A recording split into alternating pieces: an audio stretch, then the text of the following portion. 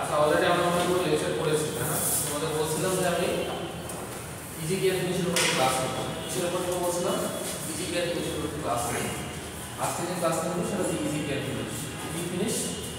Easy care ফিনিশের উপর আমরা ক্লাস করব। ঠিক আছে? তোমাদের একটা কথা বলছিলাম যে কটনের ক্ষেত্রে অনেকগুলো বেনিফিট আছে। ঠিক আছে? Benefit of cotton. Cotton method হয় যে ইম্পোর্টেন্স কম্পেয়ার হ্যাঁ যে ইম্পোর্টেন্স সবাই ওয়ান্স লাস্ট পে করা যায় সবচেয়ে বড় ইম্পোর্টেন্স। আমি ওটা বলতে আসতেছি। এখন যেটা বলা হলো যে কটনের ক্ষেত্রে অনেকগুলো বেনিফিট আছে। খুবই গুরুত্বপূর্ণ একটা জিনিস। হ্যাঁ, বেনিফিট। কটনের বেনিফিট কি কি তোমরা তো জানো। অনেকগুলো বেনিফিট আছে, তার মধ্যে একটা বেনিফিট কি? ধরো কমফোর্টেবল, তারপরে কস্ট কম, তাই না? লেস, ইজিলি অ্যাভেলেবল, হ্যাঁ, ওয়াটার অ্যাবজর্বেন্সি হাই, ওয়াটার অ্যাবজর্বেন্সি হাই, ঠিক আছে? এগুলো হচ্ছে কটনের বেনিফিট। এই জিনিসগুলো এখন বলা হচ্ছিল, তোমায় আমি বলছিলাম যে ইজি কেয়ার ফিনিশ কেন করা হয়, এটা আরেকটা নাম আছে, durable press finish. Durable press finish, durable press finish, durable press finish. Durable বলতে তো তোমরা জানো না, যেটা মানে একবারে থেকে যাবে। ডিউরেবল প্রেস ফিনিশ বলে। এখন তাহলে আমি ইজি কেয়ার ফিনিশ কেন করি, এটা একটা বিষয়। তার মধ্যে দেখো কটনের যদি আমি ইজি কেয়ার ফিনিশ করি, এখন কটন যেটা হচ্ছে 48% হয়, এর যে ডিসঅ্যাডভান্টেজ একটা আছে আমি বলছিলাম তোমাদের। কটনের ডিসঅ্যাডভান্টেজ কি বলছিলাম বলতো? ডিসঅ্যাডভান্টেজ কি বলতো? একদিক কোনটি বাদে হ্যাঁ, এটাকে বলা হয় রিঙ্কেল, ওর নাম হচ্ছে একটা রিঙ্কেল, অথবা একটা নাম হতে পারে শিঙ্কেজ, অথবা শিঙ্কেজ। কি বললাম? রিঙ্কেল অথবা শিঙ্কেজ। এর জানো হচ্ছে আমরা যে কাপড়ে কটন কাপড়টা পরি, কটন কাপড়টা ওয়াশ করার পরে ভাঁজের সৃষ্টি হয়। কি সৃষ্টি হয়? ভাঁজের সৃষ্টি হয়। এই ভাঁজ আমি যদি দূর করতে পারি তাহলে আমাদের জন্য অনেক বেনিফিট। যেমন ধরো আয়রন করতে একটা শার্ট আয়রন করতে 10 টাকা লাগে, বা একটা পাঞ্জাবি আয়রন করতে 20 টাকা লাগে না? এখন ধরো এই ইজি কেয়ার ফিনিশ করার উদ্দেশ্য হচ্ছে আমি যখন করবো এটা স্টেবিলিটি অনেক বেশি থাকবে, ডিউরেবিলিটি বেশি থাকবে। অর্থাৎ এই ফিনিশিং আমি ব্যবহার করতে পারি, তাহলে শিঙ্কেজ বা উইন্ডেলটা আমি দূর করতে পারবো। এখন কোন ফেব্রিকে কত পার্সেন্ট, কোন ফাইবারে কত পার্সেন্ট সেটা একটু দেখি। কটনের জন্য হচ্ছে 48%, কত? পলিস্টারের জন্য, পলিস্টার যে ফেব্রিক হয় সেটার জন্য কত? 25%। এই মেইনলি এই দুটো জিনিস আমরা ব্যবহার করি, কটন আর হচ্ছে কি পলিস্টার। যদি আমি কটনের ক্ষেত্রে যদি ইজি কেয়ার ফিনিশের অ্যাপ্লাই করি, এটা মেকানিজম আছে আমি পরে বলবো। এটা যদি আমরা ব্যবহার করি তাহলে আমি কত পার্সেন্ট আমি অ্যাড করতে পারবো? 48%। মানে কি? অলমোস্ট ধরো 100 মধ্যে 50% মিন্স হচ্ছে যদি আমি এটা কি করতে পারবো, ওয়াশ ছাড়া ইউজ করতে পারবো, ব্যবহার করতে পারবো, নতুন করে আয়রনের প্রয়োজন হবে না, সেটা বলছি। সেটা যদি পলিস্টার হয় সেটা কত পার্সেন্ট? 25%। বুঝা গেছে? এখন এই 25% আর 48%, আমি যদি 48% রিকভারি করতে পারি সেটাও আমার জন্য বেনিফিট। নতুন করে আয়রন আর প্রেসের প্রয়োজন হবে না। এই জন্য আমাদের ইজি কেয়ার ফিনিশটা করা হয়। তাহলে যেটা বলা হচ্ছে সামারি, সেটা হচ্ছে ইজি কেয়ার ফিনিশ তখন করা হয় আমরা জানি কটনে অনেকগুলো অ্যাডভান্টেজ অথবা বেনিফিট আছে, বাট তারপরে সবচেয়ে মেইন যে সমস্যাটা সেটা হচ্ছে রিঙ্কেল অথবা শিঙ্কেজ। এই যে শিঙ্কেজ পরে, এই শিঙ্কেজটা একবারে রিমুভ করা যায় না, 100% রিমুভ করা যায় না। আমি অনেকটা রিমুভ করতে পারি। যদি রিমুভ করতে পারি নতুন করে আয়রন বা প্রেসের প্রয়োজন হয়, তাহলে আমি কত পার্সেন্ট আয়রন করতে পারবো? যদি ইজি কেয়ার ফিনিশটা অবলম্বন করি তাহলে 48%। এখান থেকে প্রশ্ন আসতে পারে যে বেনিফিট অফ কটন অথবা মেইন ডিসঅ্যাডভান্টেজ। এই ডিসঅ্যাডভান্টেজ হচ্ছে রিঙ্কেল বা শিঙ্কেজ। তো মনে রাখবা এই যে শিঙ্কেজ বা রিঙ্কেল এটাকে দূর করার জন্য ইজি কেয়ার ফিনিশটা করা হয়। ক্লিয়ার? পারা যাবে? বুঝে গেছে? এখন দেখো আরেকটা জিনিস করতে হবে, সেই জিনিসটা একটু বলে দিই, লিখে রাখো না, এটা একটু লেখো। কমন সিনোনিম অফ উইন্ডেল ফিট ফিনিশ লেখো, এটা লাগবে। কমন আর আমি এই শীটটা একটু দিয়ে দিব তোমাদের, হ্যাঁ তোমাদের এবার কিন্তু কিছু স্লাইড আছে, স্লাইড করে দিয়ে দেবো, আর কিছু শীট যেগুলো বা খাতা সেগুলো আমি দিয়ে দেবো, ঠিক আছে? এটা কিন্তু কার্যকর একটা হ্যান্ডেল, ঠিক আছে? এটা কিন্তু সব জায়গায় ইনফরমেশন নেই, এটা হচ্ছে এই ইনফরমেশনগুলো আমি ভালো জায়গা থেকে নেওয়া হয়, এটা হচ্ছে খুবই ক্লিয়ার কোনো বেসিক। দেখো common synonym, common synonym, common হচ্ছে সিনোনিম অফ wrinkle finish।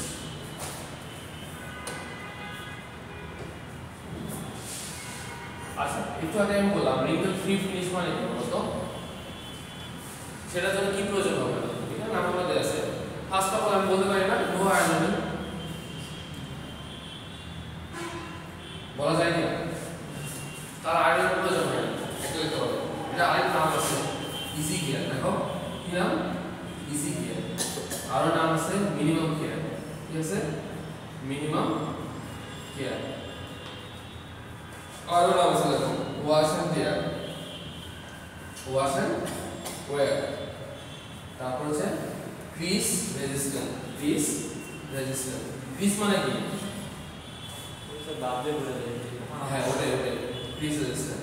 আর একটা মানে ডিউরেবল প্রেস, একটু আগে বললাম, এটা আরেকটা নাম কি, ডিউরেবল প্রেস। কোনো জিনিস বলতে পারে, এগুলো পরীক্ষা থাকে যে common synonym of wrinkle free finish মানে কিছু নাম বলতে হবে, প্রথম বলতে পারো no iron, easy care, minimum care, wash and wear, crease resistant, durable press. আরো নাম আছে পার্মানেন্ট প্রেস, দেখো পার্মানেন্ট প্রেস।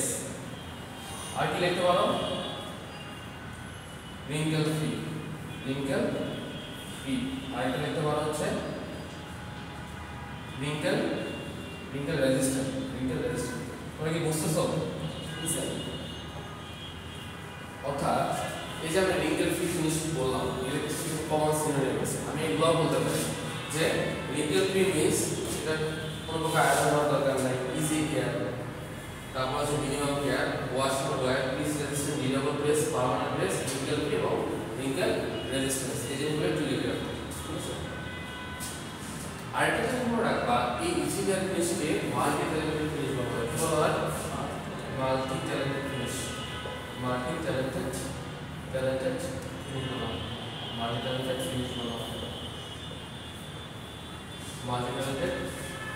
হয়, ঠিক আছে?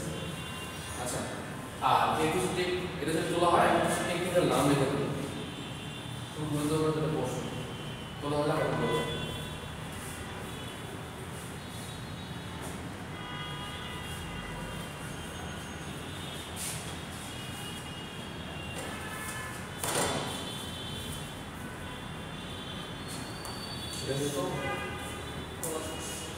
শেষ লেখো এই কিছু টেকনিক্যাল নাম আছে, ঠিক আছে? কিছু টেকনিক্যাল নাম আছে, লেখো টেকনিক্যাল নেম, কি আছে?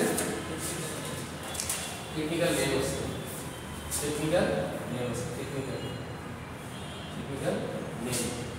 টেকনিক্যাল নেম হচ্ছে নাম্বার হচ্ছে দেখো সেলুলোজিক, এন্টি সয়েলিং, পরে বোঝা যাচ্ছে এন্টি সয়েলিং।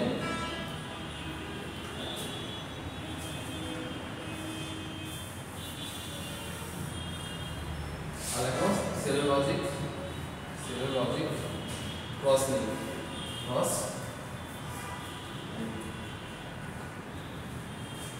এই দুটো নিয়ে একটু আলোচনা আছে, ঠিক আছে?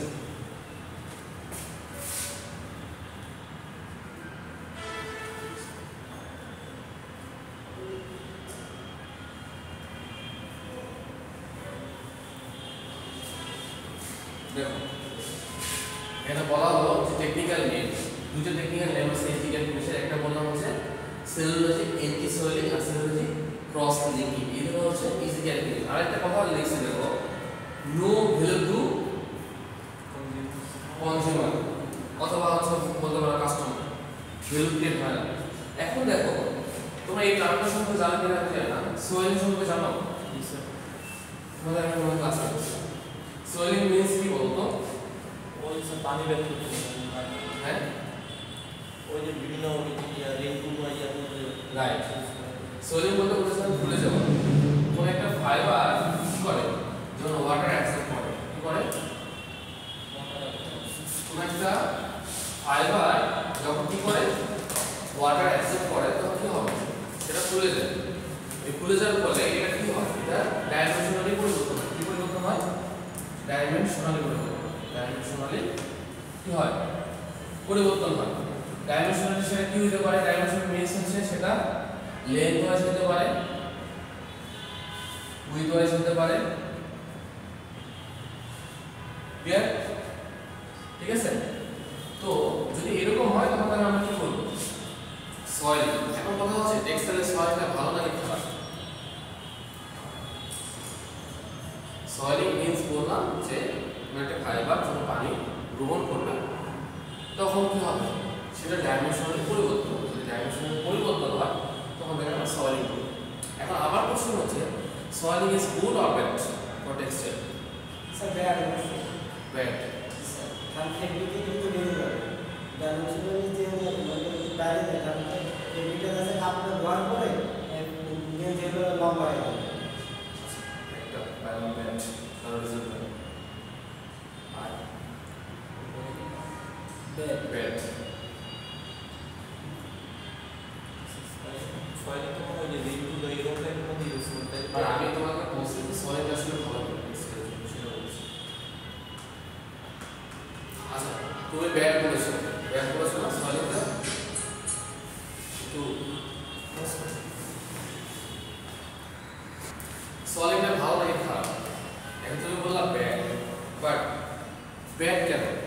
এখন দেখো একটা ফাইবার যখন পানি অ্যাবজর্ব করে, আমি বারবার বলি কি ডাইং করার জন্য অ্যাবজর্বেন্সি ভালো থাকতে হবে। অ্যাবজর্বেন্সি মিন্স কোন একটা ডাইস, কোন একটা ফাইবার কতটুকু ডাইস গ্রহণ করবে তার অ্যাবজর্বেন্সির উপর ডিপেন্ড করে। তাই অ্যাবজর্বেন্সি অবশ্যই ভালো। তাহলে ফাইবার যদি ফাইবারের মধ্যে ওয়াটার প্রবেশ নাই করতে পারে তাহলে একটা ডাইং কেন হবে, অ্যাবজর্বেন্সি যদি ভালো না হয়। সবসময় একটা সয়েল প্রপার্টিস অবশ্যই সয়েল প্রপার্টিস ভালো না হলে তোমার তো ডাইস গুলো তো ভিতরে প্রবেশ করবে না, কারণ অ্যাবজর্বেন্সির কথা বলা আছে। অ্যাবজর্বেন্সি যার যত ভালো ডাইং প্রপার্টিস তার তত ভালো। সো মনে রাখবা যার অ্যাবজর্বেন্সি কম সেখানে ডাইং হওয়ার পসিবিলিটি কি কম, ডাইং হবে বা আগে হবে। সো সয়েল প্রপার্টিসটা ভালো টেক্সটাইলের জন্য। ঠিক আছে, এই জন্য একটু বলতেছিলাম।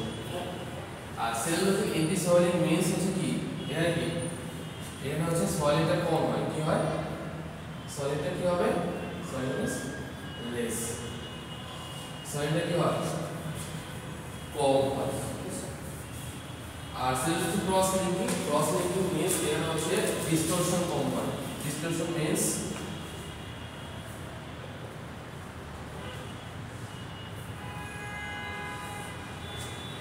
ডিসটরশন মানে অর্থাৎ আমরা তো জানি না, আমরা জানি সেলুলোজিক যেটা সেলুলোজিক থাকে, আমরা কটনের ক্ষেত্রে আমাদের মেইন উপাদান হচ্ছে সেলুলোজিক। সেলুলোজিক মিন্স এখানে কি ওয়াটার সহজে অ্যাবজর্ব করে। একটু আগে আমরা বলছি যে এর অ্যাবজর্বেশন ভালো, অর্থাৎ সেলুলোজিকের মধ্যে যে ওএইচ বন্ড আছে এই ওএইচ বন্ডের যে একটা রিঅ্যাকশন হয়, হ্যাঁ ক্রস লিঙ্কিং হয়, সেটা কি হয়ে যাবে, সেটা কম হবে।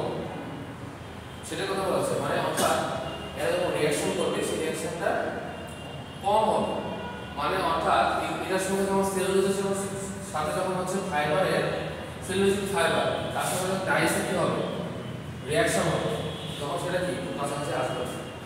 সেই জিনিসটা কথা বলা হচ্ছে। এই জন্য যেটা টেকনিক্যাল নাম বলা হয় সেলুলোজিক এন্টি সয়েলিং এবং সেলুলোজিক ক্রস লিঙ্কিং। এগুলোতে আমরা দূর করব। ফিজিক্যাল ফিনিশ করার উদ্দেশ্য কি, যে এই যে বাধাগুলো আছে বাধাগুলো দূর করে আমরা কিভাবে কেমিক্যাল রিঅ্যাকশন করে এটা কমাতে পারি সেই জিনিসটার কথা এখানে বলা হচ্ছে। সো এখন ধরো সয়েলিং প্রপার্টিস কম, ডিসটরশন কম হয়, এই জন্য বলা হচ্ছে লো ভেজিটেবল কনজিউমার। অর্থাৎ এটা এই জন্য এটা আছে, অর্থাৎ যদি তোমার সয়েলিং প্রপার্টিস কম হয় তাহলে অ্যাবজর্বেন্সি কম হবে। আবার যদি আপনার রিঅ্যাকশন না হয় ডাইসের সাথে ফাইবারের, তখন ডাইসগুলো ফাইবারের ভিতরে প্রবেশ করবে না, মিন্স হচ্ছে আমার ডাইং ভালো হবে। তখন কি বায়ার কি খুশি থাকবে, কাস্টমার খুশি থাকবে, থাকবে না।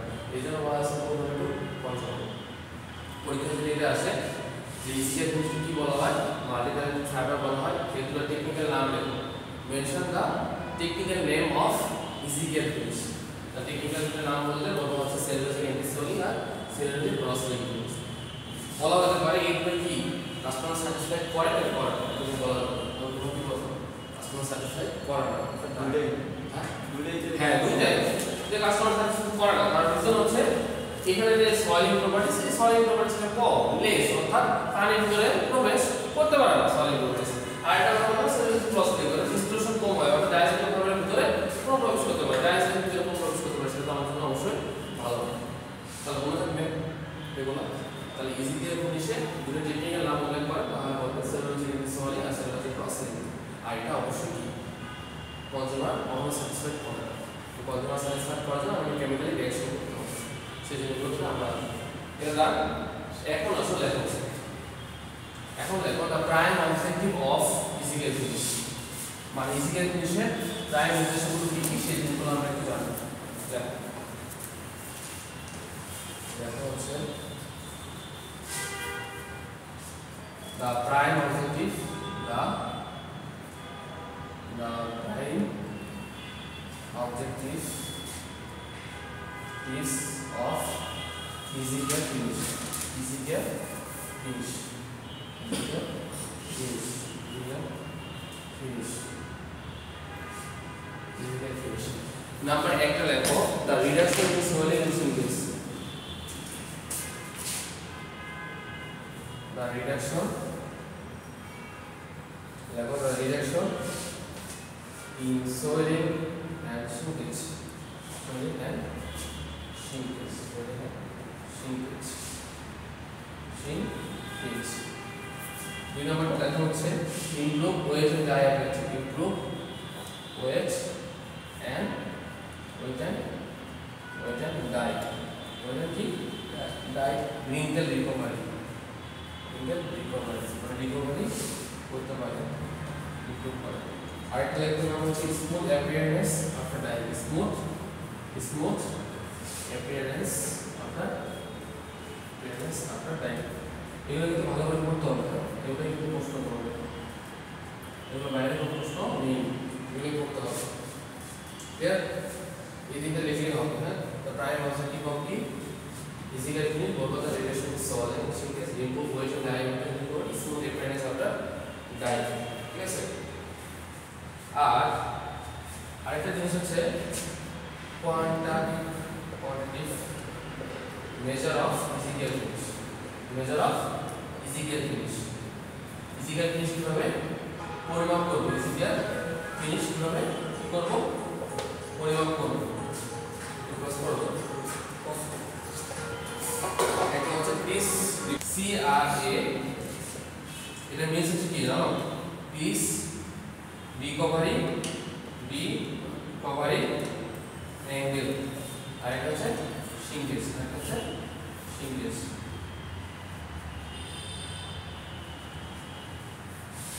অর্থাৎ ইজিকেল ফিনিশকে কিভাবে পরিমাপ করা হয় দুটো টেস্টের মাধ্যমে। নাম্বার 1 হচ্ছে CRA পিস রিকভারি অ্যাঙ্গেল পরিমাপ করে, আর একটা শিঙ্কেজ পরিমাপ করে। শিঙ্কেজ কিভাবে পরিমাপ করা যায় জানো? শিঙ্কেজ পরিমাপ করা যায় একটা হচ্ছে প্রথমে আগে কি আফটার ওয়াশ আর before wash divided by after wash into 100%, এই শিঙ্কেজ। কি বললাম? Before wash minus after wash divided by before wash into 100% করলে এটা পরিমাপ করতে হবে। আরেকটা জিনিস আছে তোমার নাম শুনছো না, ওয়েট লস, নাম শুনছো? Before weight minus after weight divided by before weight, ওটা আমরা করবো সমস্যা। এখন মনে রাখবা এই যে ইজিকেল ফিনিশের কিভাবে পরিমাপ করা হয় দুইটা পদ্ধতি আছে, দুইটা পিস। একটা হচ্ছে CRA পিস রিকভারি অ্যাঙ্গেল, নেটে অ্যাভেলেবল সার্চ দিবা যে পিস রিকভারি অ্যাঙ্গেল কিভাবে পরিমাপ করা হয়, খুব সুন্দর মতো পেয়ে যাবো, আমি পড়াবো বাট আইডিয়া নেই। দুই নম্বরটা হচ্ছে শিঙ্কেজ, এই দুটো টেস্টের মাধ্যমে। ক্লিয়ার? তাহলে আমি কি বললাম, the prime objective of easy care finish relation is shrinkage improve wet and diameter smooth appearance after dyeing, আর কি এগুলো টেস্ট করা হয়, করা যাবে এখন এগুলো খুব ভালো করে পড়বো। আর আজকে আরেকটা জিনিস পড়াই শেষ করবো, সেটা হচ্ছে তোমার positive effect of cellulosic cross linking. এটা একটু লিখে রাখো, ক্লাস হয়ে গেছে না এরপরে আজকে শেষ করবো তোমাদের ক্লাস লেখো এগুলো হচ্ছে পড়ার জিনিস যেগুলো বোঝার জিনিস অবশ্যই বুঝবো আমরা সমস্যা কিন্তু এই জিনিসগুলো পড়াতে হবে না লেখো লেখা হচ্ছে positive effect of cinematic crosslink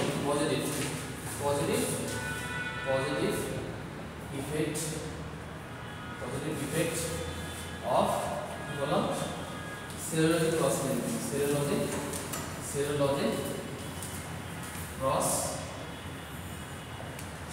cross link লেখো নাম্বার 1 হচ্ছে ইজি কেয়ার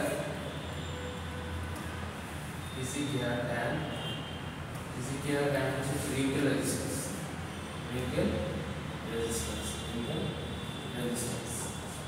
এটা ব্যবহার করা হয় ওভেন ফেব্রিকের জন্য কিসের জন্য ওভেন ফেব্রিকের জন্য ব্যবহার করা হয় ফেব্রিকের জন্য ব্যবহার করা হয় ঠিক আছে 2 নম্বরটা লেখা হচ্ছে ডাইমেনশনাল স্টেবিলিটি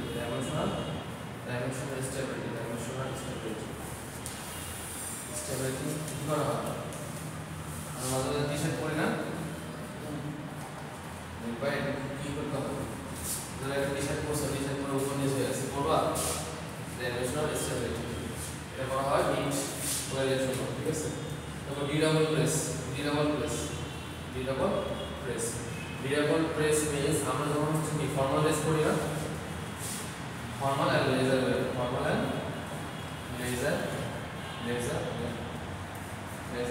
ওয়্যার অর্থাৎ আমরা যখন হচ্ছে D double press formal dress ওকে বলতেছে হ্যাঁ রাইট ওকে একদম ডি ডাবল মানে কোনো ওকে এক থাকবে না আরেকটা হচ্ছে পাইল রেজিস্ট্যান্স পাইল মানে তো জানো পাইল মানে কি